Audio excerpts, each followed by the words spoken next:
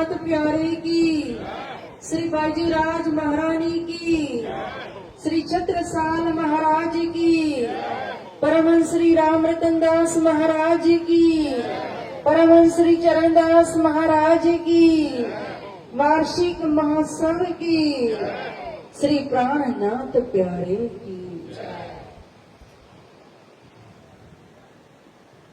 वंदो सतगुरु चरण को,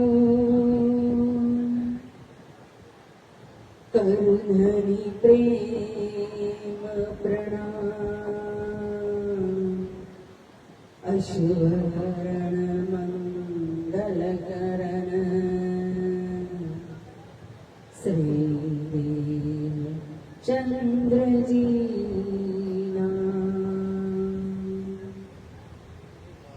श्री प्राणनाथ निज मूलपति, श्री महराज सेना, तेज कुंवर श्यामा युगल को,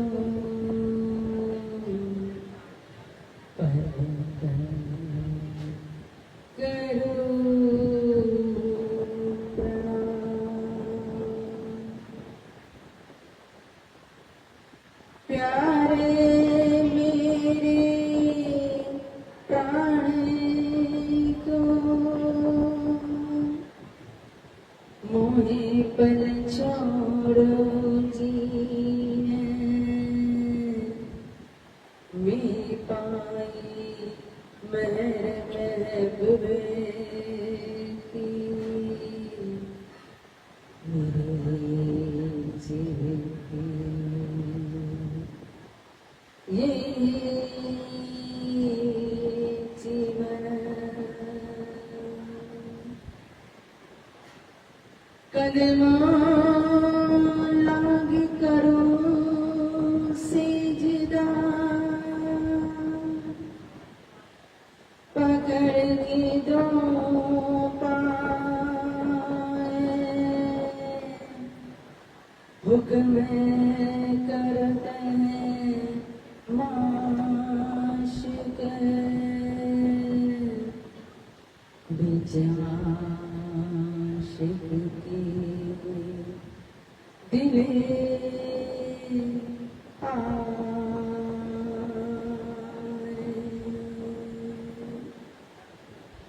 बेजाशिक की दिले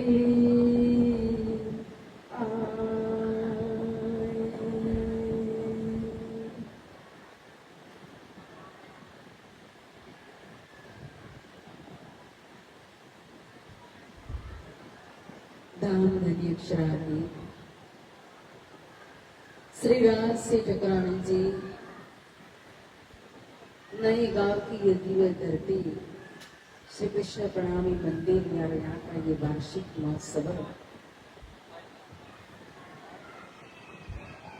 आज का ये कहो ये रात्रि का सत्र श्री महामती मंच, और यहाँ इस मंच पर कहो सभी महानुभव विराजमान है, किस किसके नाम ले, तो एक दो जन का संबोधन करते हुए मैं आगे चर्चा शुरू करूंगी। हमारे परमहंस श्री रामरतन दास महाराज जी का निज दरबार कहो, श्री निजानंद आश्रम शेरपुर की दिव्य धरती, और वहाँ की संपूर्ण व्यवस्था जो तन मन धन से समर्पित होकर के, कर्मठ होकर के पूरी तरह से सेवा में लगे हुए ऐसे हमारे परम सम्माननीय श्री राजकुमार पालीवाल जी, खतरली से पधारी हुई हमारी साध्वी श्री ललिता जी, अरे परम वंदनीय कहो श्री नंद किशोर शास्त्री जी महाराज, यहाँ के कार्यक्रम के मूल सूत्रधार श्री ब्रिजराज जी, अन्य मंच पर आसीन समस्त महानुभाव और परम सम्मान्य ट्रस्ट के समस्त सदस्यगण और समस्त सुंदर साथ जी, आप सभी को प्रेम प्रणाम। प्रणाम जी। प्यारे सुंदर साथ जी, अभी अभी वंदना के अंदर एक चौपाई मैंने उच्चारण की कि प्रथम लागू दऊ चरण को दनिये न छुड़ाइयो खिन लांग तली लाल मेरिया मेरी जीव को यही जीवन। श्री राजी महाराज की जो श्रीमुख वाणी तारतम सागर श्री गुलजन स्वरूप साहिब कहा, और जिसके अंदर 14 अंग और 14 अंग मदे कहो तो ये सागर ग्रंथ की चौपाई। और सागर ग्रंथ के अंदर भी श्री राजी महाराज के श्रृंगार का वर्णन है, श्री ठकुराई जी की श्रृंगार का वर्णन है।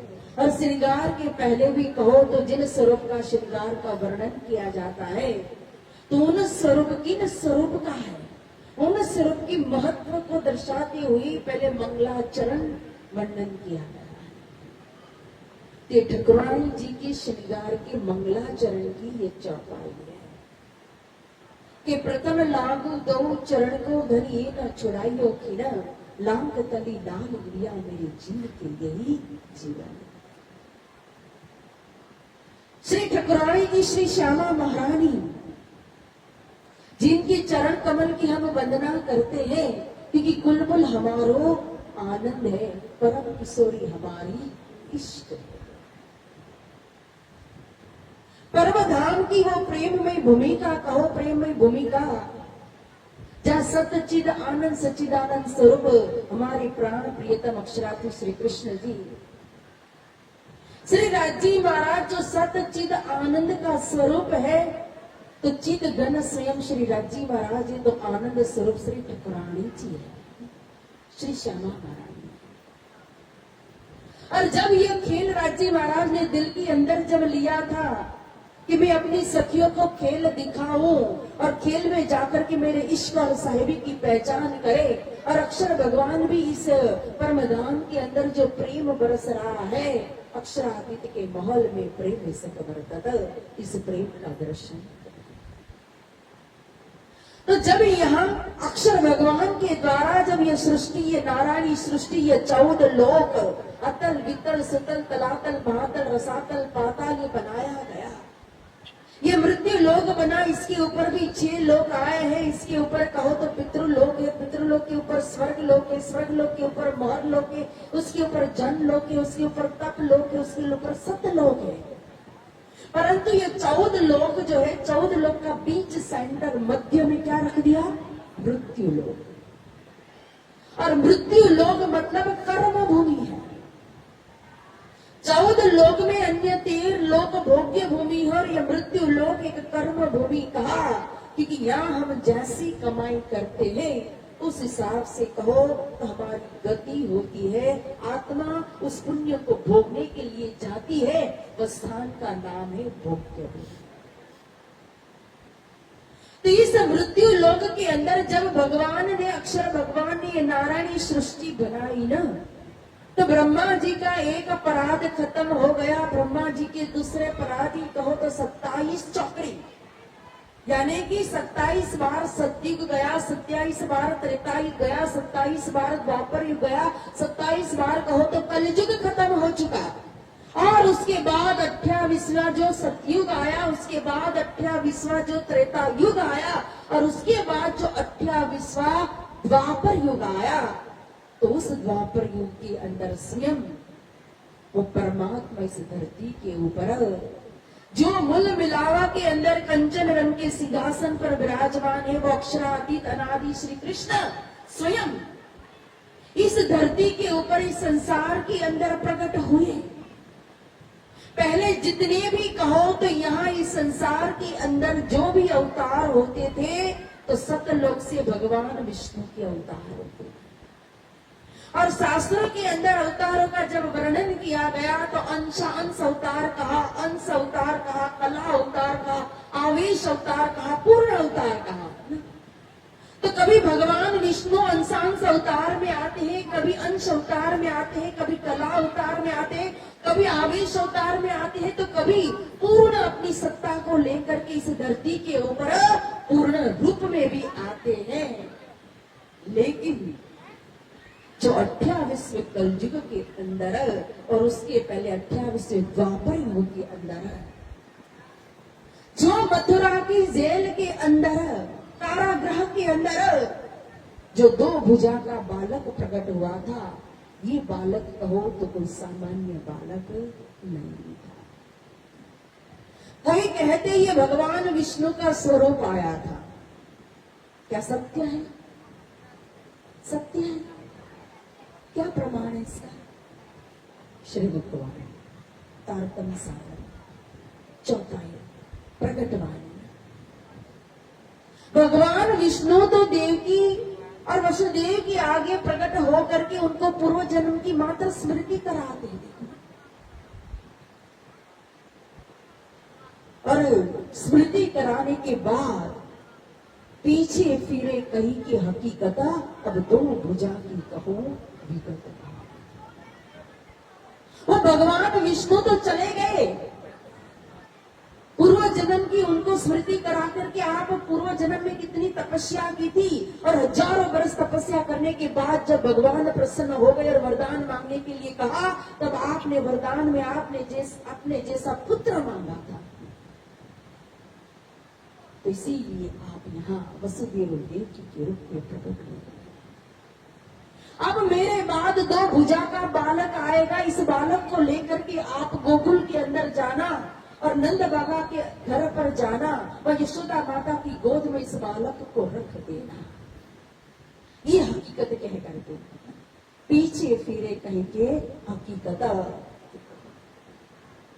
तब वसुदेव ने कहा कि मैं तो परवश हूं, हथकड़ी लगी है, कारागर के दरवाजे बंद है, बाहर चौकीदार है कंस का, वो इतना कठिन पहरा है, कैसे जाओ? आप चिंता मत करो, क्योंकि जब कोई बड़ी शक्ति आती है, जैसे यहाँ भी कोई बड़ा एक नेता आ गया, राजनेता, उस राजनेता का कहो जब आने का समय होता है, उसके स्वागत के लिए और नगर के अंदर प्रबंध करने की जिम्मेदारी किसकी हो जाती है? इस गांव की जो कार्यकर्ता होगी उसकी हो जाती है।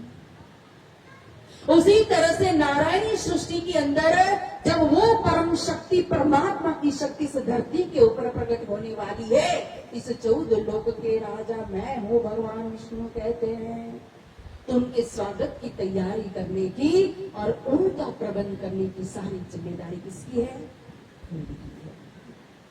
मैं प्रबंध करूंगा, पीछे फिर अब 2 भुजा की कहूं विगत कहा, देखो प्रकटवाणी।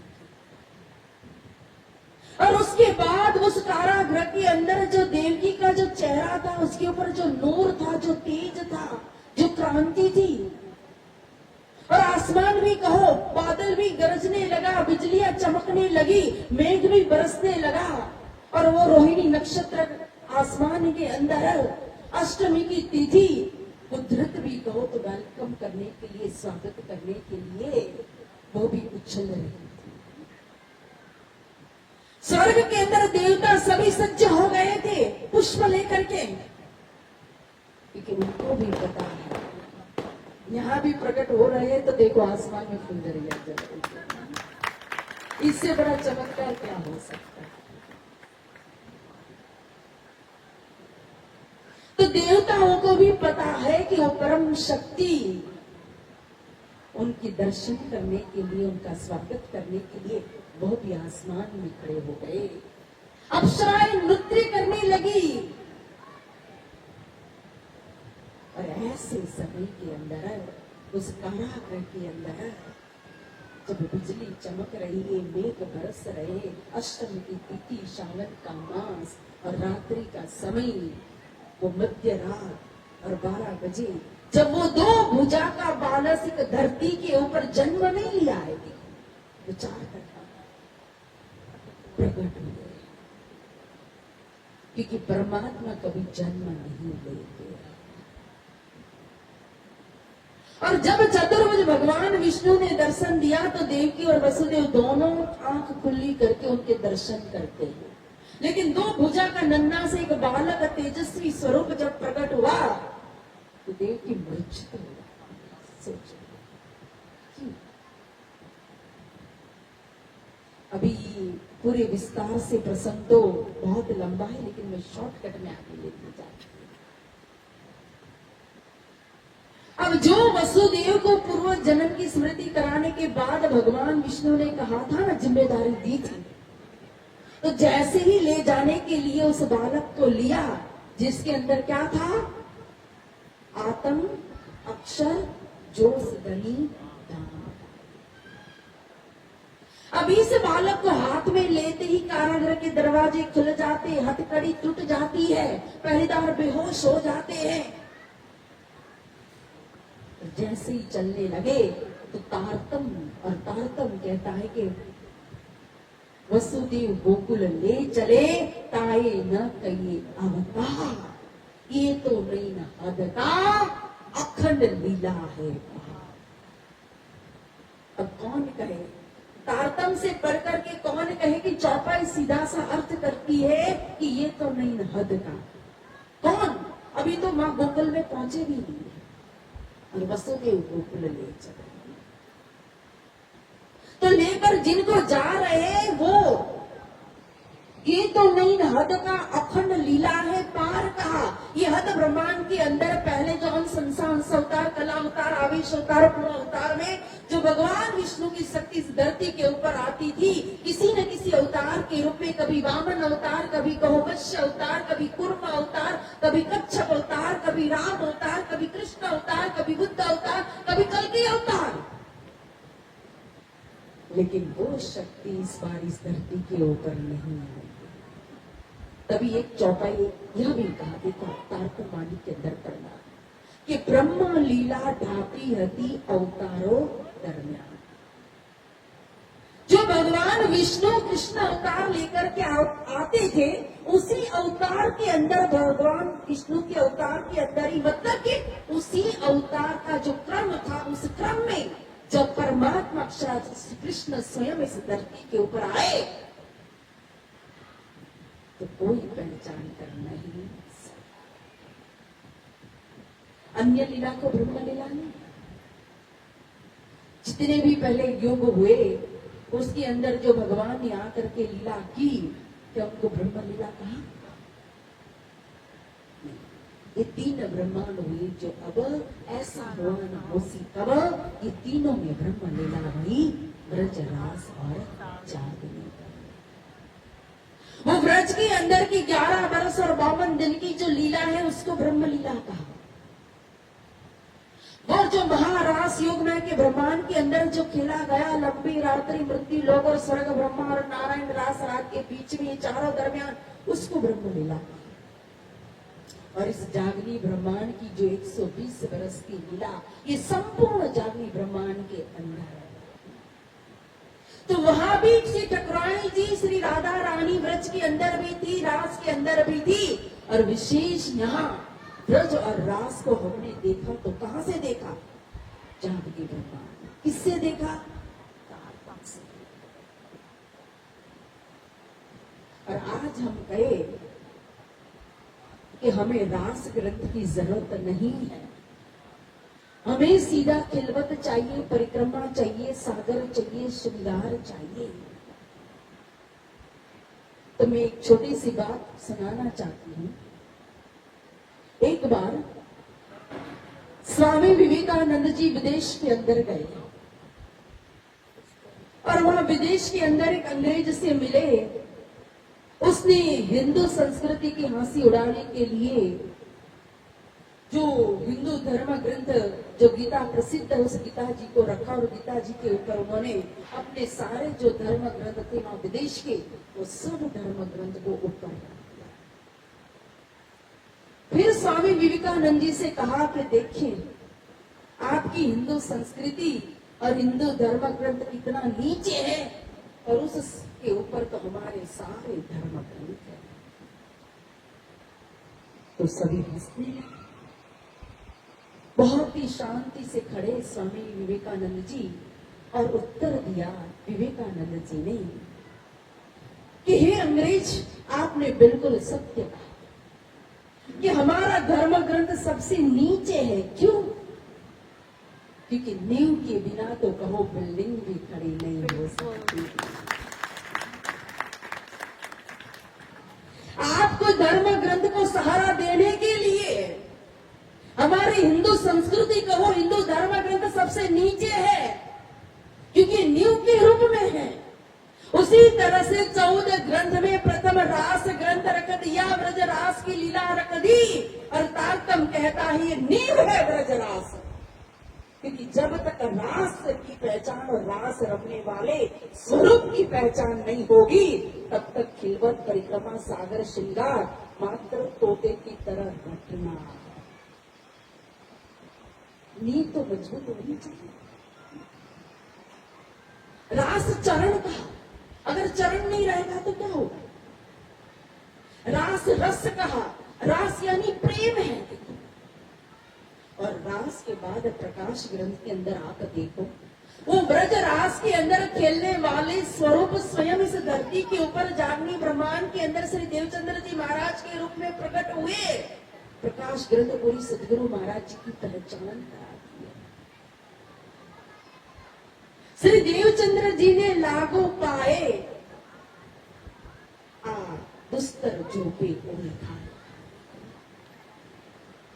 इंद्रावती जी तो देवचंद्र जी महाराज जी के चरण को वंदना करते हैं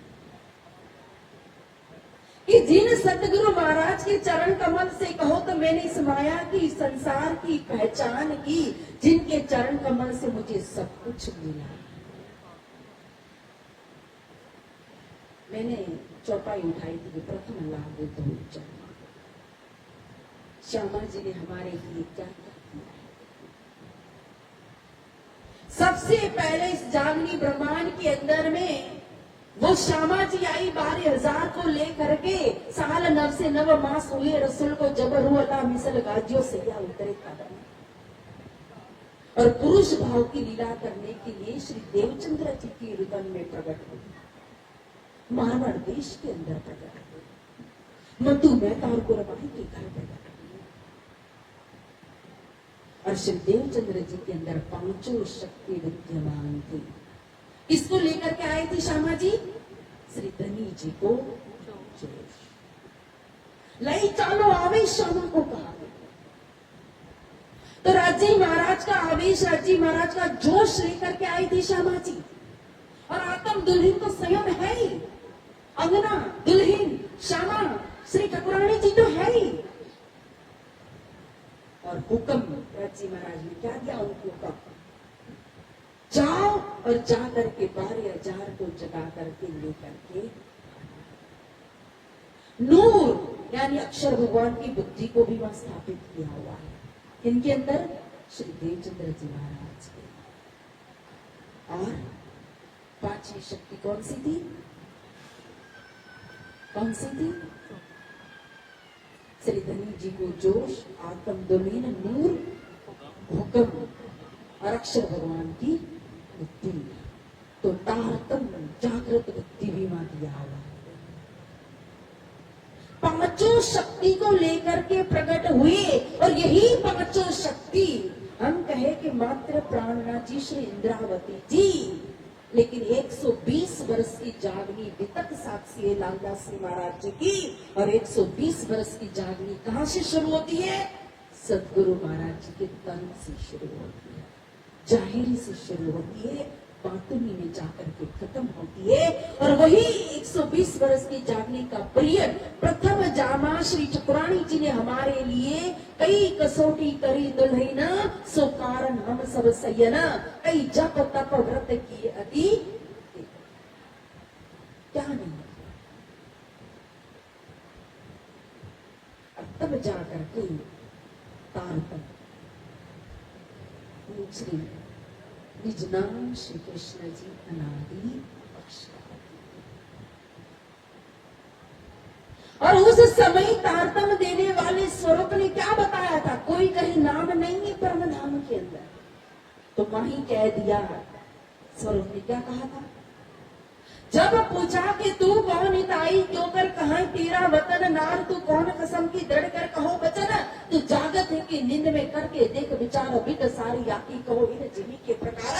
5 प्रश्न पूछे श्री कृष्ण जी ने, तो 5 में से एक ही प्रश्न का जवाब उस समय सदगुरु महाराज ने दिया था। इस संसार की गतिविधि कैसी है वो मैं बता सकता हूँ, लेकिन कौन हूँ, कहां से आया हूँ, मेरा संबंध किसके साथ है, मेरा घर कहाँ है, वो मुझे नहीं पता। हाँ, लगता है आत्मा साक्षी दे रहे कि आप ही मेरे प्रियतम हो, कामन हो, तुम दुल्हन हो। तब कहा था, नाम तुम्हारा बाई सुंदर। किसने कहा?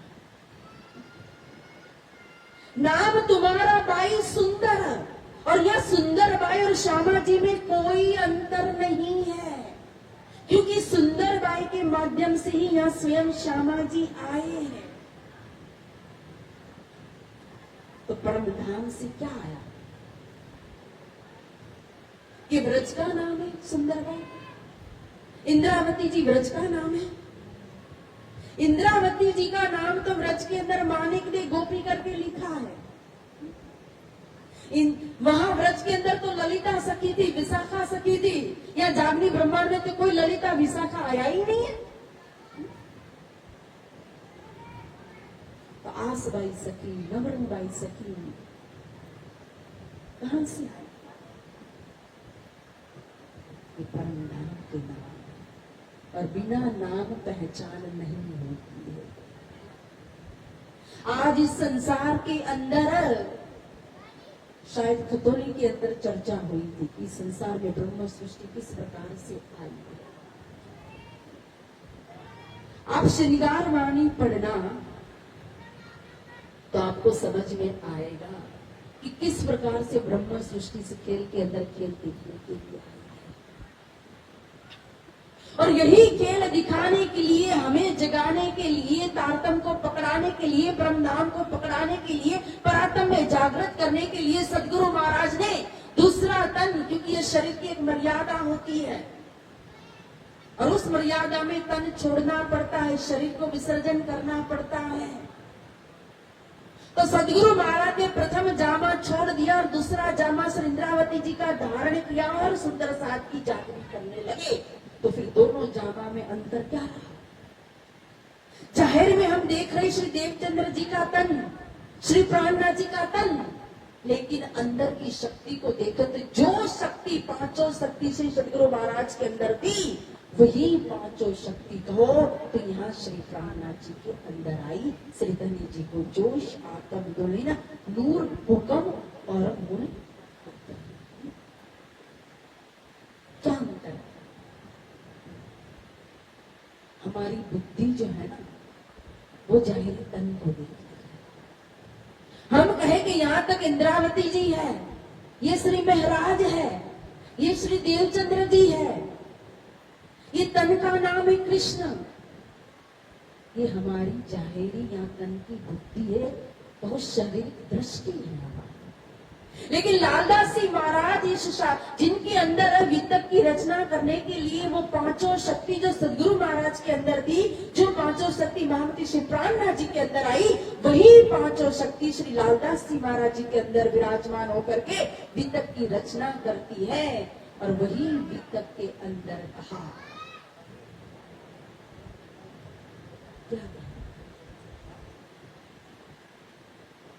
मोहम्मद मेहंदी रू अल्लाह मां, ये चारों एक ही तन है, ताको नाम इस्लाम। मैंने पहले ही कहा कि भगवान विष्णु की शक्ति अलग अलग रूप में आती है, अंश, अंशांश, आमिष, कला, पूर्ण। लेकिन जब परमात्मा की शक्ति किसी भी रूप में इस धरती के ऊपर आवे ना, तो उसको अंश अवतार आए, चाहे अंश में आए, चाहे कला में आए, चाहे आवेश में आए, चाहे पूर्ण में आए, लेकिन उसको परिपूर्ण अवतार ही कहा जाता है। पूर्ण मद पूर्ण मुदम पूर्णात् पूर्णमुदच्यते। किसी भी रूप में आए, तो व्रज में आई वो भी पूर्ण अवतार है, रास के अंदर भी पूर्ण स्वरूप है, जानकी ब्रह्मांड के अंदर बसरी, मलकी और हक्की, तीनों सूरत कहीं मोहम्मद की पूर्ण स्वरूप है। क्योंकि ये पांचों स्वरूप जो है वो राज्य महाराज के ही स्वरूप है, इसलिए किसी में भी हम भेद कर सकते नहीं। या तो सदगुरु और प्राणनाथ जी में ही अंतर। परमधाम की एक लीला थी, आपको याद होगा तो कभी किसी ने सुनाया, महेश्वर तंत्र के अंदर भी इस लीला का वर्णन है कि जब परमधाम के अंदर एक लीला हो रही थी कि राजी महाराज की कहो और सखियों कहा कि सखियों ने कहा कि हम राजी महाराज की आंख बंद करेंगे। राजी आपको किस सखी ने पीछे खड़ी होकर के आंख को बंद किया है, पट्टी लगाई हुई, वो आपको पहचान करेंगे।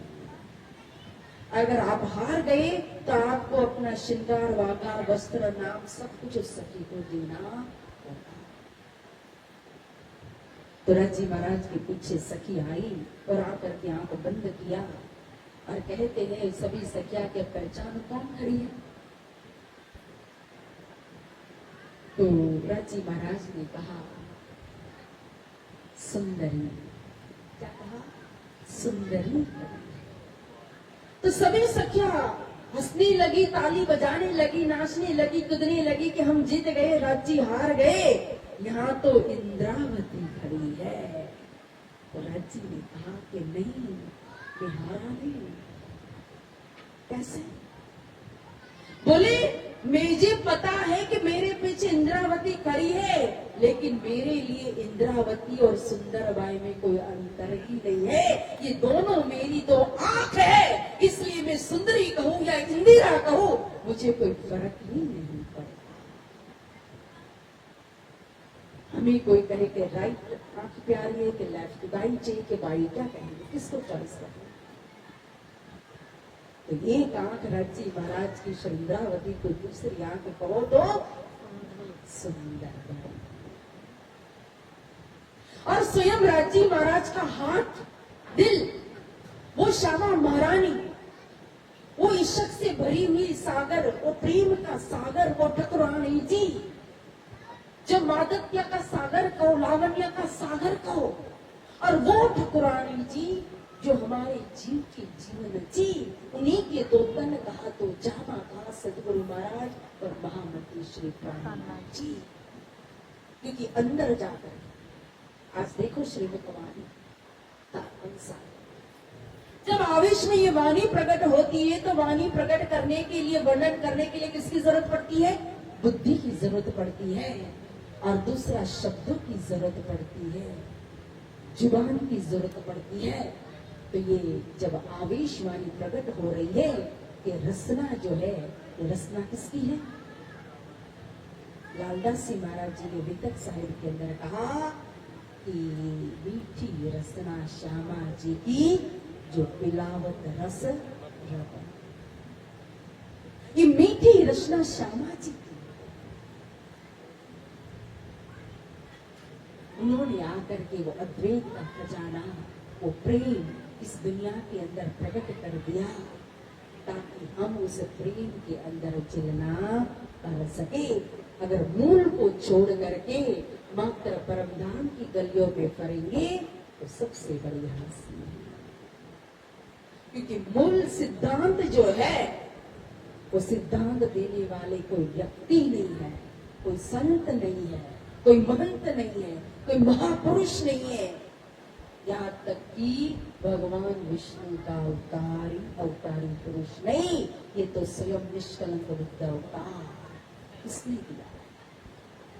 स्वयं धाम धनी ने आकर के यह हमें वाणी दी है, यह हमें तारतम दिया हुआ है, यह लक्ष्य दिया हुआ है।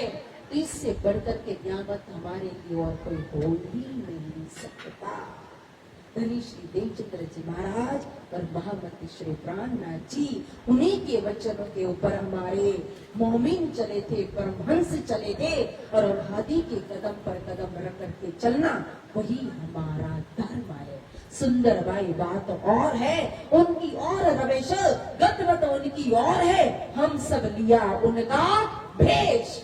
उन्होंने जो सिद्धांत, भेष का मतलब है उन्होंने जो सिद्धांत दिया हुआ है, उस सिद्धांत को हमने स्वीकार किया है, अंगीकार किया है, उस सिद्धांत के हम अनुयायी है। इसलिए जो सिद्धांत देने वाले हैं, उन्हीं के वचनों के ऊपर चलना वही हमारा परम कर्तव्य, हमारा धर्म है। इसलिए प्यारे सुंदर साथ जी,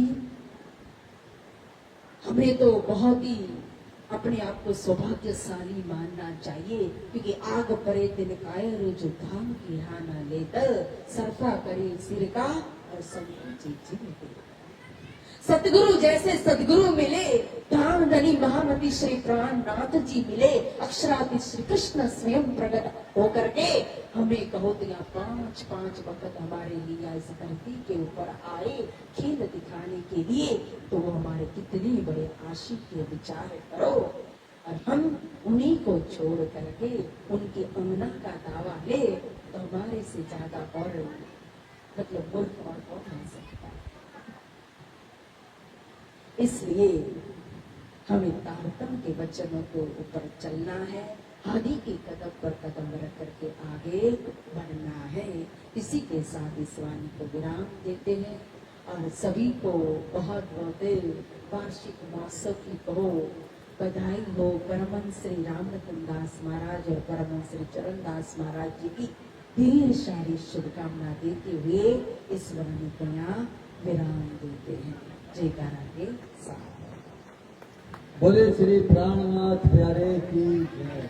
बोलिए श्री सदगुरु महाराज जी की, श्री प्राणनाथ प्यारे की, श्री कृष्ण कन्हैया लाल की, श्री बाईजूराज महारानी की, श्री छत्रसाल महाराज की, समस्त परमहंस महाराज की, बोल बोल पंजे वाले की, गुम्बट वाले की, बंगले वाले की, प्राणनाथ प्यारे की, प्राणनाथ प्यारे की, प्राणनाथ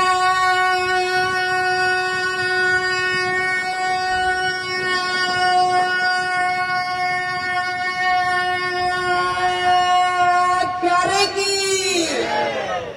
बहुत बहुत धन्यवाद आप सभी का। और विशेष एक सूचना